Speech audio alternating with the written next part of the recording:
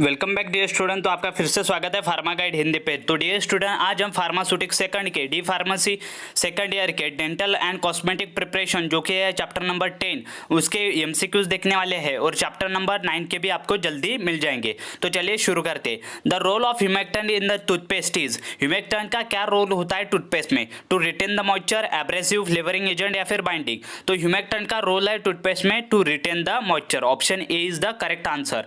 Then question number 2, the most commonly sweetening agent use in the toothpaste. Toothpaste में most commonly sweetening agent कौन सा use किया जाता है? सुक्रोज है, ग्लूकोज है, सैक्चारिन सोडियम है या फिर मिथिल पैराफिन है। तो कौन सा है वो जो कि स्वीटनिंग एजेंट करके यूज होता है टूथपेस्ट में? तो वह है हमारा सैक्चारिन sodium.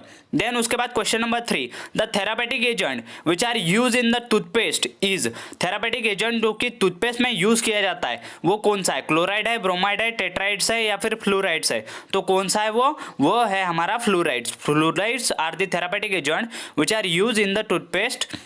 Then question number 4, the main ingredient of antiperspirant is। एंटीपर्स्पिरेंट का मेन इंग्रेडिएंट क्या है? डिओडोरेंट है, कलरिंग एजेंट है, एस्ट्रिंजेंट है या फिर परफ्यूमिंग एजेंट है। तो क्या हो सकता है इसका करेक्ट आंसर? इसका करेक्ट आंसर है astringent is the main ingredient of antiperspirant. उसके बाद question number 5, which is not an ingredient of shampoo. Shampoo का इंग्रेडिएंट नहीं है, कौन सा? Colouring agent, flavouring agent, opacifying agent या फिर प्रिजर्वेटिव। तो कौन सा नहीं है इसमें से शैम्पू का एजेंट? तो flavouring agent is not an ingredient in the shampoo. Then question number 6, depilation is a method of removing unwanted hair. Depilation क्या है? मेथड है जो कि अनवांटेड हेयर रिमूव करने के लिए यूज की जाती है। कौन सी मेथड है फिर वो? केमिकल है, फिजिकल है, इलेक्ट्रिकल है या फिर नन ऑफ अबव। तो कौन सी मेथड है वो? तो वह है नन ऑफ अबव, मतलब इनमें से कौन सी भी मेथड नहीं है depilation.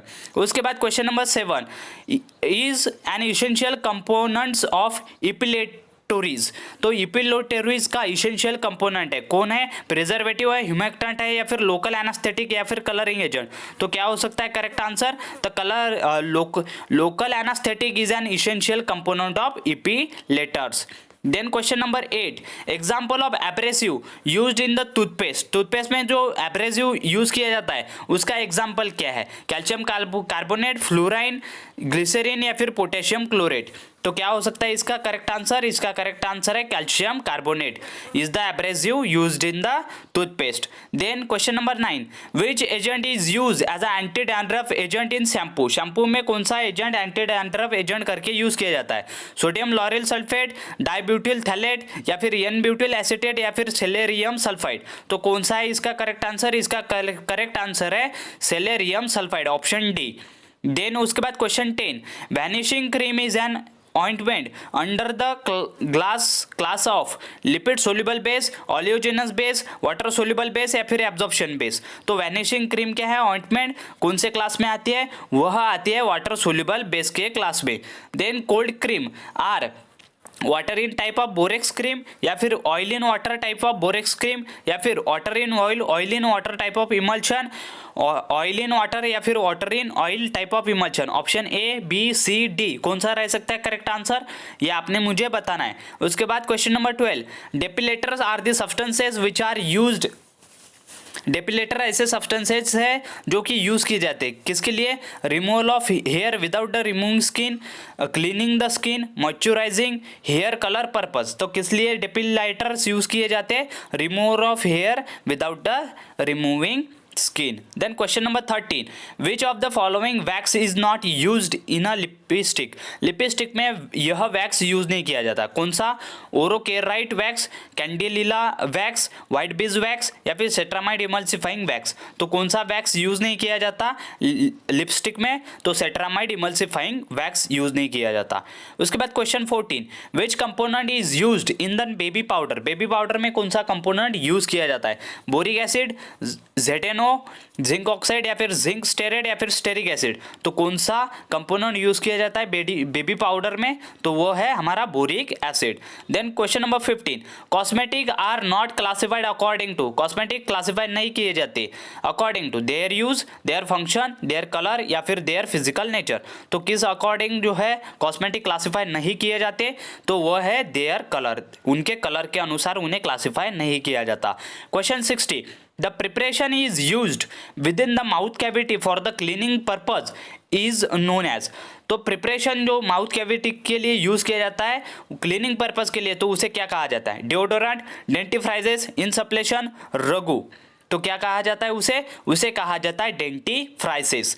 Then question 70, dry powder compress to form a cake applied with the powder puff is known as. तो ड्राई पाउडर जो है वो कॉम्प्रेस्ड है to form a cake applied with the powder puff is known as. तो क्या कहा जाता है उसे? कॉम्पैक्ट फेस पाउडर या फिर फाउंडेशन पाउडर या फिर डस्टिंग पाउडर या फिर टैल्कम पाउडर। तो क्या कहा जा सकता है उसे? आप यह मुझे क्वेश्चन का आंसर बताइए। उसके बाद question 80, a cream applied on the face to provide the smooth emollient base for the facial makeup is known as vanishing cream, cold cream, scrub cream, foundation cream. तो कौन सी क्रीम कहा जाता है उसे कहा जाता है foundation cream. Then question 90, the agent which lighten the skin colour use for makeup are. क्या कहा जाता है उसे? ब्लीचेस, मस्करा, फाउंडेशन या फिर फेस पैक। तो क्या कहा जा सकता है उसे कहा जाता है ब्लीचेस।